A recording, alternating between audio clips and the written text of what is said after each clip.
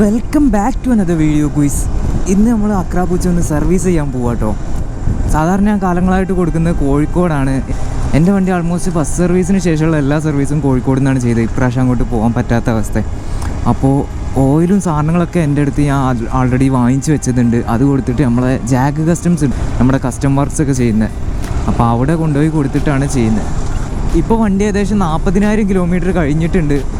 ശരിക്കും RSൻ്റെ service 5000 kilometre കൂടുമ്പോഴാണ്. പക്ഷേ എൻ്റെ വണ്ടി ഏകദേശം 32,500 മാറ്റിയത്. അപ്പോൾ 7500 കിലോമീറ്റേഴ്സ് ഓടി. മോട്ടോറിൻ്റെ ഓയിലാണ് ഒഴിച്ചിരുന്നത്. ഇതുവരെ പ്രശ്നങ്ങളൊന്നുമില്ല, ഓയിൽ കറുത്തിട്ടൊന്നുമില്ല. പക്ഷേ ഇതിൻ്റെ അപ്പുറത്തേക്കുള്ള കിലോമീറ്റേഴ്സ് പോകുന്ന അത്രത്തോളം സേഫ് അല്ല. അപ്പോൾ നമ്മൾ ഓയിലും ചേഞ്ച് ചെയ്യുന്നുണ്ട്. ഇതുവരെ മോട്ടോറിൻ്റെ 7100 20W50 ആണ് യൂസ് ചെയ്തിരുന്നത്. ഇത് എയർപോർട്ട് കേട്ടോ ഞങ്ങളുടെ നാട്ടിലെ. ഇനിയിപ്പോൾ നമ്മൾ മോഡ്യൂളിൻ്റെ 300V 15W50 ആണ് യൂസ് ചെയ്യാൻ പോകുന്നത്. ഇത്തിരി റേസിംഗ് ഓയിലൊക്കെയാണ്. പിന്നെ കുറച്ച് സാധനങ്ങളുണ്ട്, ഒക്കെ കൂടെ ഞാൻ അവിടെ എത്തിയിട്ട് കാണിച്ചു തരാം. ഇതിലിപ്പോൾ ചെയ്യാത്ത കുറേ വർക്കുകളുണ്ട്. അതായത് ഫോർക്ക് ഓയിലൊക്കെ ചേഞ്ച് ചെയ്യണം. അതൊക്കെ 50,000 മാറ്റണം. പിന്നെ ഈ വീഡിയോ നിങ്ങൾ അവസാനം വരെ കണ്ടു കഴിഞ്ഞാൽ, അതായത് ഇന്നിപ്പോൾ കൊടുക്കുന്ന ദിവസമാണ്, കൊടുത്തതിന് ശേഷം കിട്ടുമ്പോഴുള്ള അവസ്ഥയൊക്കെ ഞാൻ വീഡിയോയിൽ ഇൻക്ലൂഡ് ചെയ്യും, ഈ വീഡിയോ തന്നെ. അപ്പോൾ നിങ്ങൾ ഫുള്ളായിട്ട് കാണാൻ ശ്രമിക്കുക. പിന്നെ ഈ RSൻ്റെ സർവീസൊക്കെ പുറത്തുനിന്ന് ചെയ്യിക്കുമ്പോൾ എന്തൊക്കെ സാധനങ്ങളാണ് വേണ്ടത് എല്ലാം മനസ്സിലാക്കുകയാണെങ്കിൽ ഈ വീഡിയോ ഫുള്ളായിട്ട് കണ്ടാൽ മതി.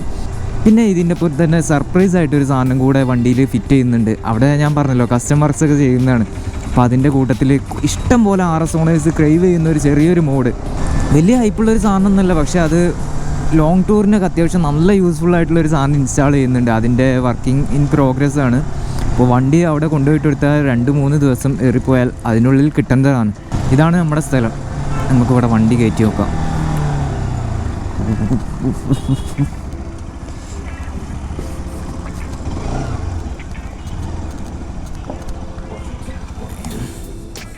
ഗായ്സ്, നമ്മളിപ്പോൾ അങ്ങനെ ജാഗ് കസ്റ്റംസിലാട്ടോ. ഇവിടെ നമ്മളെ ജലീൽ ഖാൻ്റെ ഗ്യാരേജ് എന്നാണ് പറയാം. മലപ്പുറത്ത് അത്യാവശ്യം ഫേമസ് ആയിട്ടുള്ള ബുള്ളറ്റും മാറിലൊക്കെ പണിയുന്ന ഷോപ്പാണ്. എൻ്റെ വണ്ടിയുടെ ഷോക്കിൻ്റെ ഹൈറ്റ് കൂട്ടിയത്, അങ്ങനത്തെ കുറേ പണികളെടുത്ത് ഇവിടുന്നാണ്. അപ്പോൾ ഇതാണ് വണ്ടിയുടെ ആക്സിഡൻറ്റിന് ശേഷമുള്ള അവസ്ഥ. വണ്ടിക്ക് ഇവിടെ ഡാമേജ് ഉണ്ട്, ഇവിടെ ഉണ്ട്. അതുപോലെ തന്നെ നമ്മുടെ ഫ്രെയിം സ്ലൈഡേഴ്സൊക്കെ ബെൻഡായിട്ടുണ്ട്.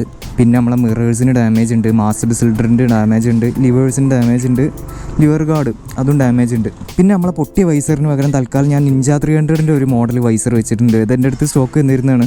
ഈ മോഡൽ വൈസർ പറഞ്ഞാൽ ഇത്തിരി പുതിയതാട്ടോ. കാരണം മുന്നേ നിഞ്ച 300ൻ്റെ വൈസറൊക്കെ വാങ്ങിക്കുമ്പോൾ, അതായത് പ്രോ ഷീൽഡ് വൈസറൊക്കെ വാങ്ങിക്കുമ്പോൾ 2 ഹോളുണ്ടായിരുന്നു. ബാക്കി ഹോൾസൊക്കെ നമ്മൾ ഡ്രില്ല് ചെയ്യണമായിരുന്നു. പക്ഷേ ഈ സാധനം എന്ന് പറഞ്ഞാൽ ഡയറക്റ്റ് ഫിറ്റായിട്ടാണ് RSന് വരുന്നത്. ഇതാർക്കെങ്കിലും വേണമെങ്കിൽ എൻ്റെ അടുത്ത് ഉണ്ടാവും, ചോദിച്ചാൽ മതി, എനിക്ക് മെസ്സേജ് അയച്ചാൽ മതി. ഇത് ഡയറക്റ്റ് ഫിറ്റാണ്, ഹോൾസിലൊന്നും വ്യത്യാസമില്ല, കറക്റ്റ് ഹോൾസാണ് ഞാൻ ഫിറ്റ് ചെയ്തിട്ട്. അപ്പോൾ ഇതൊക്കെയാണ് ഇനി വണ്ടിയിൽ എടുക്കാനുള്ള പണി. വണ്ടി പിന്നെ ഏകദേശം കിലോമീറ്റേഴ്സ് കാണിച്ചു തരാം.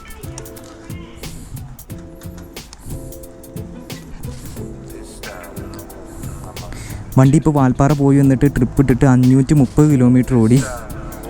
ഇപ്പോൾ 40,059 കിലോമീറ്റർ ആയിട്ടുണ്ടേ. പോയോ സാധനം പോയോ? അപ്പോൾ നമ്മളെ സർവീസിൽ മാറ്റുന്നത് എന്താണെന്ന് വെച്ചാൽ, ഒന്ന് നമ്മുടെ ബ്രേക്ക് ഫ്ലൂയിഡ് മാറ്റുന്നുണ്ട് മോട്ടോറിൻ്റെ, അതവിടെ കിടക്കട്ടെ. .3 and .4 സർട്ടിഫൈഡ് ആണ്. പിന്നെ ഓയിൽ ചേഞ്ച് ചെയ്യുന്നുണ്ട്. ഞാൻ പറഞ്ഞല്ലോ മോട്ടോറിൻ്റെ 7100 ആയിരുന്നു, അതിൽ നിന്ന് മോട്ടോറിൻ്റെ 300Vയിലോട്ട് ചേഞ്ച് ചെയ്യുന്നുണ്ട്. അപ്പോൾ ഓയിൽ കംപ്ലീറ്റ് ആയിട്ട് ചേഞ്ച് ചെയ്യുന്നതുകൊണ്ട് തന്നെ ഞാനൊരു ലിക്വിമോളിൻ്റെ എഞ്ചിൻ ഫ്ലഷും വാങ്ങിച്ചിട്ടുണ്ട്. അതായത് 40,000 കിലോമീറ്റർ ആയി, ഏകദേശം 20,000 കിലോമീറ്റേഴ്സായി ഞാനിപ്പോൾ ഫ്ലഷ് യൂസ് ചെയ്തിട്ട്. അപ്പോൾ ഒരു ഫ്ലഷും വാങ്ങിച്ചിട്ടുണ്ട്, അതും അവിടെ കിടക്കട്ടെ. പിന്നെ 2 മോട്ടോറിൻ്റെ 300V ബോട്ടിൽ, ഇത് ഫ്ലിപ്കാർട്ടിൽ നിന്നൊക്കെ ഓർഡർ ചെയ്താണ്. 2 ബോട്ടിലുണ്ട്. 1.2 ലിറ്റേഴ്സാണ് RSനുള്ളത്. പിന്നെ കംപ്ലീറ്റ് ഫ്ലഷ് ചെയ്ത് ഒഴിക്കുമ്പോൾ 1.3 ലിറ്റേഴ്സിൻ്റെ അടുത്ത് വേണ്ടി വരും. ബാക്കി ഒരു 700 മില്ലി എനിക്ക് ടോപ്പപ്പ് ചെയ്യാനുണ്ടാവും. പിന്നെ മോട്ടോറിൻ്റെ മോട്ടോ കൂൾ എക്സ്പേർട്ട് കൂളൻറ്റും ഞാൻ ഏകദേശം 20,000-ലാണ് കൂളൻറ്റ് മാറ്റിയിരുന്നത്. ഇത് തന്നെയാണ് യൂസ് ചെയ്തിരുന്നത്. ഇത് സാറ്റിസ്ഫാക്ടറിയാണ് എഞ്ചിൻ്റെ കൂളിങ്ങിലൊക്കെ. അപ്പോൾ അതുകൊണ്ട് തന്നെ ഇത് തന്നെ വീണ്ടും യൂസ് ചെയ്യുക. പിന്നെയുള്ള വണ്ടീൻ്റെ മറ്റേ ഫ്യൂവൽ ഫിൽറ്ററാണ്. എൻ്റെ വണ്ടി വാങ്ങിച്ചതിന് ശേഷം ഇതുവരെ ഫ്യൂവൽ ഫിൽറ്റർ ചേഞ്ച് ചെയ്തിട്ടില്ല. അപ്പോൾ ഫ്യൂവൽ ഫിൽറ്റർ ഒന്ന് വാങ്ങിച്ചിട്ടുണ്ട്, അതും ചേഞ്ച് ചെയ്യുക. ഞാൻ ഫ്യൂൽ ടാങ്ക് അങ്ങനെ വറ്റിച്ചിട്ട് ഓടിക്കാറില്ല, അതുകൊണ്ട് എനിക്ക് വലിയ ഇഷ്യൂസ് ഒന്നുമില്ല. ഫ്യൂവൽ ഫിൽറ്റർ മാറ്റാത്തതുകൊണ്ട് മിസ്സിങ്ങോ അങ്ങനെ പ്രശ്നങ്ങളൊന്നുമില്ല. പെർഫോമൻസ് നന്നായിട്ടുണ്ട്. പിന്നെ ഓയിൽ ഫിൽറ്റർ ഉണ്ട്, NSൻ്റെയും RSൻ്റെയും സെയിം ആണ്.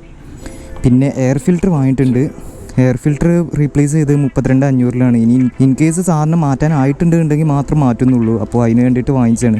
പിന്നെ എയർ ഫിൽറ്റർ വാങ്ങിക്കുമ്പോൾ അറിയേണ്ട ഒരു കാര്യം എന്താണെന്ന് വെച്ചാൽ, RSൻ്റെ പ്രൊഡക്റ്റ് കോഡ് DT 581062 ആണ്. ഈ സെയിം കാർഡ് കോഡാണ് ഡോമിനാർ 400-നും അതുപോലെ തന്നെ NS 160-ക്കും വരുന്നത്. അപ്പോൾ RSൻ്റെ എയർ ഫിൽറ്റർ ഇല്ല എന്ന് പറഞ്ഞിട്ട് ആരും തപ്പി തടയേണ്ട. ഡോമിനാറിൻ്റെ ഫിൽറ്റർ അല്ലെങ്കിൽ NS 160-യുടെ ഫിൽറ്റർ ചോദിച്ചാൽ മതി. അപ്പോൾ അതൊക്കെയാണ് സാധനങ്ങൾ. ഇനിയിപ്പോൾ ഉള്ളതെന്ന് പറഞ്ഞാൽ സർപ്രൈസ് ആയിട്ടൊരു സാധനം വേറെ വരുന്നുണ്ട്. പിന്നെ നമ്മുടെ വണ്ടി അവിടെ കിടക്കുന്നുണ്ട്. വണ്ടി ഇന്ന് ഇവിടെ ഇടാൻ പോവാണ്. അപ്പോൾ ബാക്കി ഡീറ്റെയിൽസൊക്കെ നമുക്ക് അടുത്ത വീഡിയോയിൽ അടുത്ത ദിവസം കാണാം. സർപ്രൈസും അവിടെ തന്നെ കിടക്കുന്നത്. അപ്പോൾ നെക്സ്റ്റ് വീഡിയോയിൽ കാണാം. 4 to 6 days later.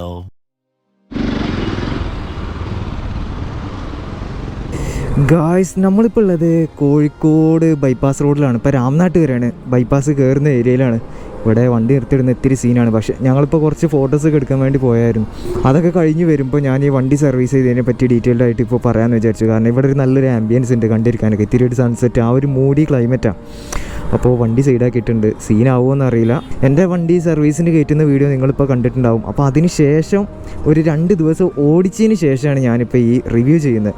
എന്താ കാരണം എന്ന് വെച്ചാൽ, ഇപ്പോൾ മോട്ടോറിൻ്റെ 300V ആണ് ഞാൻ ഒഴിച്ചിട്ടുള്ളത്. മോട്ടോറിൻ്റെ 7100 മോഡലിൽ നിന്ന് മാറ്റിയിട്ട്.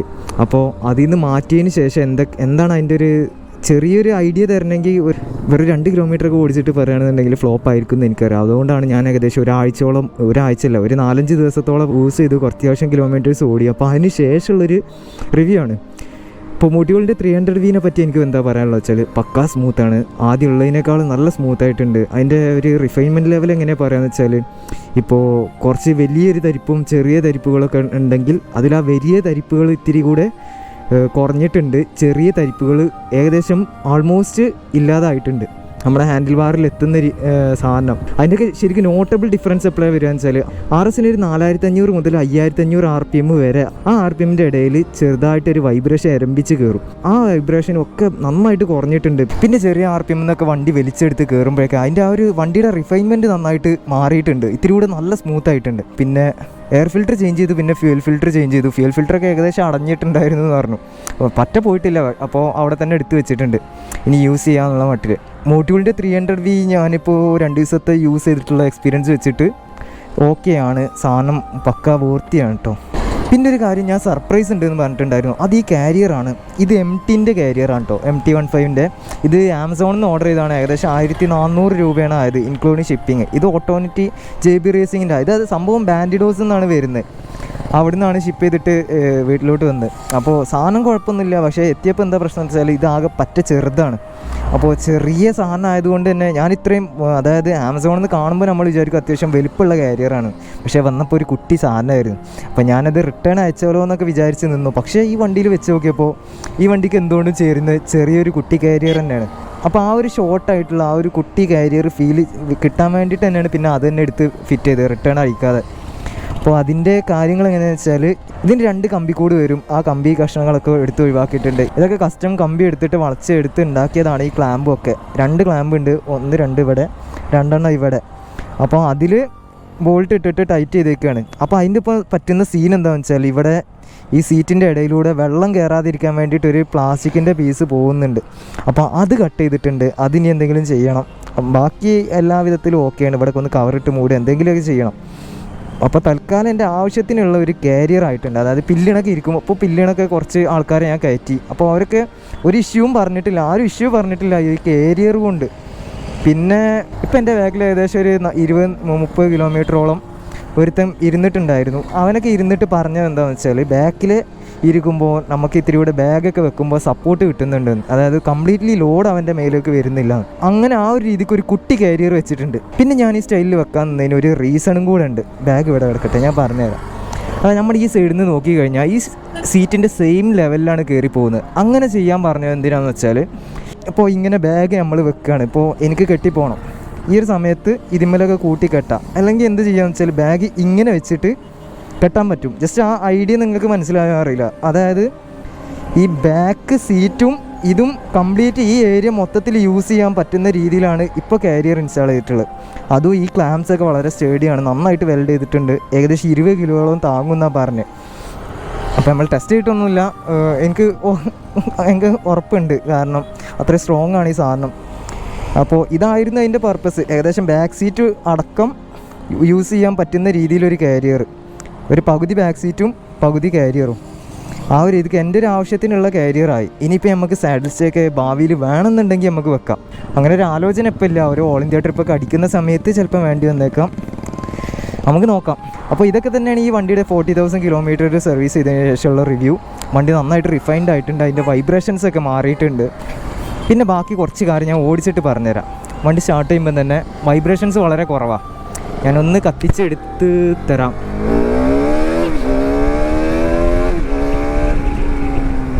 വണ്ടി ജെറ്റാണ് ഗൈസ്.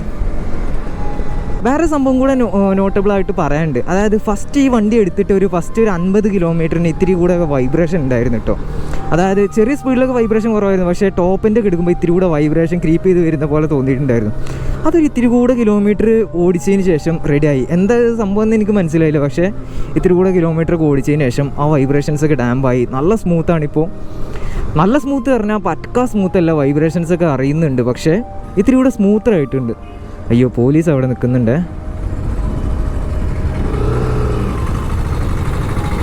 നമുക്കിനി നാട്ടിലോട്ട് പോവാം. പിന്നെ പറയാനുള്ളത് ബ്രേക്കിംഗ് ഇത്തിരി കൂടെ ഇമ്പ്രൂവ് ആയിട്ട് തോന്നുന്നുണ്ട്. പക്ഷേ അതിൻ്റെ ഒരു ഇഷ്യൂ എന്താ വെച്ചാൽ എനിക്ക് എയർ കയറിയ പോലെ ഫീൽ ചെയ്യുന്നുണ്ട്. എയർ ഇത്തിരി കൂടെ ബ്ലീഡ് ചെയ്ത് ഒഴിവാക്കാനുണ്ട്. അപ്പോൾ അതൊക്കെ ബ്ലീഡ് ചെയ്ത് ഒഴിവാക്കിയാലേ എനിക്കിപ്പോൾ അതിൻ്റെ ഒരു പെർഫോമൻസിൻ്റെ ലെവൽ മനസ്സിലാവുള്ളൂ. മുന്നത്തേനേക്കാൾ ഇത്തിരി ഇമ്പ്രൂവ് ആയിട്ടുണ്ടെങ്കിലായി, അത്രേ ഉള്ളൂ. നോട്ടബിൾ ആയിട്ടുള്ളൊരു ഡിഫറൻസ് ഇല്ല. മോട്ടോളിൻ്റെ ബ്രേക്ക് ഫ്ലൂയിഡ് മാത്രം മാറ്റിയിട്ടുള്ളൂ, വേറെ ഒന്നും മാറ്റിയിട്ടില്ല. നമുക്ക് ഇനി അപ്ഗ്രേഡുകളൊക്കെ വരാനുണ്ട്. Stay tune. ഇപ്പോൾ എല്ലാവരും കാത്തിരിക്കുക, ഉടനെ വീഡിയോസൊക്കെ വരും. വർക്കിൻ്റെ ഒക്കെ പൈസ ഒക്കെ ആവാനായിട്ടാണ്, പൈസ ഒക്കെ സെറ്റാക്കണം, എന്നിട്ട് വർക്കുകൾ വരും. പിന്നെ ഞാൻ പറയാൻ വിട്ടിരുന്നത് ഇതിൻ്റെ ഗിയർ ബോക്സിൻ്റെ കാര്യം. ഗിയർ ഇത്തിരി കൂടെ സ്മൂത്തറായിട്ടുണ്ട്. അതായത് ഷിഫ്റ്റ് ചെയ്യുമ്പോൾ നമുക്ക് അതിൻ്റെ ഒരു സ്മൂത്ത്നെസ് ഫീൽ ചെയ്യും. മുന്നേ ഇത്തിരി കൂടെ ഒരു ബലം പിടുത്തം ഉണ്ടായിരുന്നു, അതൊന്ന് ഇത്തിരി കുറഞ്ഞിട്ടുണ്ട്. ഞാൻ കംപ്ലീറ്റ് മാജിക് ആണെന്നൊന്നും പറയുന്നില്ല, പക്ഷേ ഇമ്പ്രൂവ്മെൻ്റ് ഉണ്ട്. അത് എത്രത്തോളം ഇമ്പ്രൂവ്മെൻ്റ് ഉണ്ടെന്ന് ചോദിച്ചു കഴിഞ്ഞാൽ, നിങ്ങൾ ബജാജിൻ്റെ എഞ്ചിൻ ഓയിലിൽ നിന്ന് നേരെ മോട്യൂൾ 7100 20W50 ഷിഫ്റ്റ് ചെയ്യുമ്പോൾ ഒരു ഇമ്പ്രൂവ്മെൻറ്റ് നിങ്ങൾ കണ്ടിട്ടുണ്ടാവും. അതിൻ്റെ ഏകദേശം ഒരു ഹാഫോളം ഇമ്പ്രൂവ്മെൻ്റ് ഉണ്ട് 7100 20W50 ഓയിലിൽ നിന്ന് മോട്യൂളിൻ്റെ 300V ഷിഫ്റ്റ് ചെയ്യുമ്പോൾ. ഏകദേശം അതിൻ്റെ ഒരു ഹാഫ്, അതായത് ചെറുതായിട്ടൊരു ഇമ്പ്രൂവ്മെൻ്റ് ഉണ്ട്. വണ്ടി ഇത്തിരി കൂടെ സ്മൂത്തറാണ്. അപ്പോൾ ഇത്രയൊക്കെ തന്നെ ഉള്ളൂ ഇന്നത്തെ വീഡിയോ. നിങ്ങൾക്ക് ഈ വീഡിയോ ഇഷ്ടപ്പെട്ടെങ്കിൽ നിങ്ങൾ ലൈക്ക് ചെയ്യുക, കമൻറ്റ് ചെയ്യുക, സബ്സ്ക്രൈബ് ചെയ്യുക. പിന്നെ പുതിയൊരു കണ്ടൻറ്റായിട്ട് ഉടനെ വരാം. അതുവരെ ബായ്. ഇവിടെ പോലീസ് ഉണ്ട്, നമ്മളെ നോട്ട് ചെയ്തിട്ടില്ല ഗൈസ്. അയ്യോ, പെട്ടോ? ഇല്ല.